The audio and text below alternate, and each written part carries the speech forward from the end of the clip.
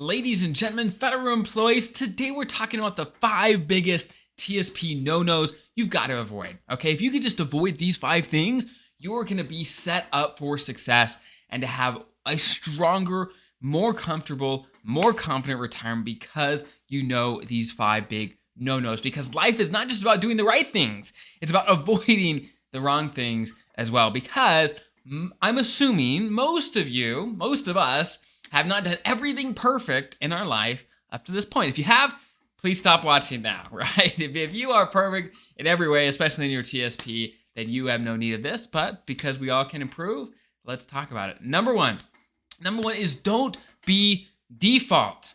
What the heck does that mean? Well, the TSP has default settings that if you just get hired and don't change a thing, there's going to be a certain amount of things that are just set in place and that won't change at all. However, these settings aren't necessarily the best ones for you. So for example, what default settings do we have? Well, first, there is always the default amount that it contributes from your salary every single paycheck. The default nowadays is 5% of your salary. So if you did nothing, they will automatically invest 5% of your salary into the TSP. Now, 5% is great. That gets you the full match, which is wonderful. However, is that enough? For most people, simply it is not enough to get the retirement that they want. So default, just with how much money you'd be saving, is simply not enough. Number 2, the investments it puts you in. Nowadays, the default fund for your TSP, if you change nothing, is the L fund that they think lines up with your retirement date close enough, okay? Now, the L funds are good at what they do. Basically, in a nutshell, what the L funds do is over time, they get more and more conservative. So for example, if you're in the L 2060, that means the TSP thinks you are going to retire around 2060, the year 2060, and your investments are going to get more and more conservative leading up to the year 2060, at which point, once we hit that year, it goes into what they call the L income fund, which is the most conservative of the L funds. However, as people approach these dates, in my opinion, the L funds get way too conservative. Even if you're retiring tomorrow, they get too conservative. So again, the L funds are not inherently bad. I don't dislike them because of what they inherently do. I don't. But most people just misuse them. And it's default for many people that have been hired recently. And so you want to make sure it lines up with your goals, not what they think your goals are, right? How does it work for you? What are your things? So that's number 1, don't be default. Okay. Number 2, the water cooler advisor. Be super wary of the water cooler advisor. Now, here's the deal. The water cooler advisor is going to show up in a couple different ways nowadays. In the past, it used to be where the only way to actually talk to the water cooler advisor was to be at work, right? And you're taking a break from the cubicle, you go to the water cooler to get a drink of water, and he's there, right? The guy or the girl, whoever, and he's got a lot of thoughts. He's chatty, likes to chat, and he's got a lot of advice, thoughts, opinions about how you should be managing your TSP. And you think, hey, this sounds actually pretty good. I'm going to follow this guy's advice. However, I have seen so many horror stories of people following terrible advice. Now, it's not only just at the water cooler these days. Maybe it's just in a YouTube comment section, right? Or some random place where you get your advice. Now, I'm not saying that advice is always bad, right? I've actually had a conversation with many TSP millionaires, and I asked them, hey, what did you do to be successful in the TSP? And this is what they said. They said, when I was early in my career, my manager or coworker, whoever, sat me down and said, hey, look, you need to invest as much as you possibly can in the TSP, whatever percentage that is, right? Start maxing the TSP out as soon as you can and be aggressive. Be in the C fund, the S fund, and just forget about it and go, right? They made that change and they forgot about it. And then 20, 30 years later, boom, they've got $1 million in the TSP and it worked great for them, right? So all advice is not bad advice, but it's certainly not good advice either. You want to be careful of what advice you're taking. Who are you listening to? What results do they have? And is it the results that you want? And we're not just talking about short-term results. Maybe they did something in the short term. They're like, wow, that worked really well. But what about the long term? Are they in a position where you want to be? If so, hey, maybe their advice is good. If not, maybe not so much. right? Maybe not so much. Be careful where you get your advice. That is number 2. Now, number 3, advice and big no-no of the TSP, number 3, is don't hog tie your TSP, right? Your TSP can be compared to like an incredible athlete who is trained, it's engineered, has the best fuel. It is just ready to rumble and to give you incredible results, right? Maybe a high performance car is another good example. It has all the tools and the ingredients to have high performance and to give you the retirement that you want.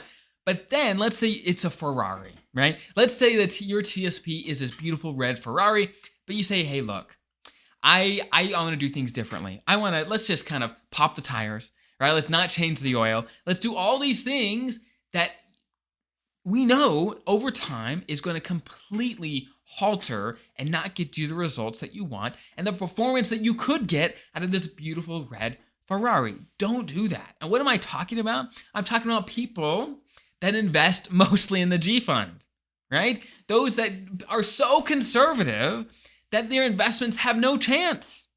They have no chance to grow after inflation because they are too conservative. They have this high performance vehicle that can do incredible over time, and they totally misuse it in a way where they don't get the results. They have a potential to, but they don't because of the way they invest, right? You don't want to be too conservative. You don't want to be 100% G fund basically ever. Now there's nuances there. There's exceptions, but for the majority of people, you don't want to be too conservative. You are putting so much on the table, especially with inflation. Your money is getting eaten alive. So keep that in mind. Don't hog tie your TSP, as I say. Okay, the biggest or the next no-no in the TSP is when people hear my last no-no, they're like, okay, we shouldn't be conservative. Let's go 100% aggressive, right? Let's take it the other direction. Let's take it the other direction. Let's go as fast as we possibly can. Let's be as aggressive as we possibly can. Now, you want to be careful here as well, okay? Now, when people err on the aggressive side, their results tend to be better than being too conservative over time. But still, as people approach retirement, the best results come from having a mixed approach. Now, if you want to go check out my video on the bucket strategy or how to invest in the TSP come retirement, I've got tons of videos on that, so definitely check that out. So I'm not going to go into super depth, but come retirement, you don't want to be 100% aggressive most of the time, okay? You want to have some mixture of some conservative investments and some long-term investments, and it's a mixture. So you don't want to overdo it the other way, right? There is a balance in all things, and especially when it comes to investing and planning for retirement, there is a balance that you have to find, and it depends on your goals. But again, check out that other video. That'll go into depth on how you should be investing as you approach retirement. Okay, TSP no number 5, last one here, and this is the downside of having an app for the TSP on your phone. Now, you may ask, what's the downside of having an app to check on your TSP? Well, there's one downside, and this is the downside.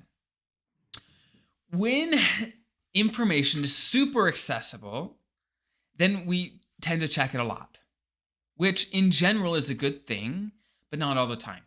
Because the TSP is one of those things that we are in it for the long term, or you should be in it for the long term. And if you do get too obsessed with the short term ups and downs, little ticks, daily things, you're going to miss the point. You're going to get probably emotional about it. You're going to make bad decisions because you're watching it day to day or week to week, whatever it is. But do you really care what happens day to day if you reach your retirement goals? And the odds of you actually reaching your retirement goals are probably higher if you check your TSP on a regular, consistent, but not too often of a basis, right? People err, again, to the extremes.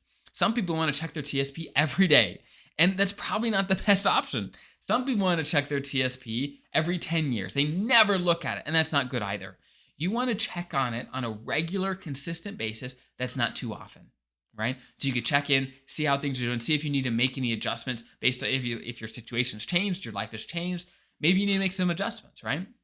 But you don't want to do that just based on what you hear on the news, right? Or what your coworker says. You want to do it on a regular, consistent basis. So find If you're far from retirement, you don't have to do it as often, but maybe on a quarterly basis or every 6 months or whatever. Find an amount that works for you. Say, okay, every 6 months I'm going to go in, I'm going to check on my TSP, see how things are doing, see if I need to make any adjustments, especially as you're approaching retirement. Check out my video on that so you kind of know what structure you should be having. But you don't want to overdo it. You want to live your life. In your money, your TSP is to allow you to live your life. And if you're focusing all your life energy on just checking on your TSP, we've kind of got it backwards, right? We want to unravel that and say, okay, my life first, and my money is meant to help me live my life the way that I want. Don't get them wrapped up. Don't get them mixed up, right? So those are the 5 biggest TSP no-nos I see all the time. If you get these right, you will have an incredible retirement because you did a lot of things right over your career. So I hope that's helpful. If there's any other big TSP no-nos or bad advice you received for your TSP, please put in the comments below on the YouTube channel, and we'll certainly all grow and learn together. So there's tons of great TSP resources in the description below. On the YouTube channel, check that out, a free TSP book, tons of great things for you to maximize your TSP and your retirement. I hope that was helpful. Have an incredible rest of your day, your week, your month. I'll see you guys next time.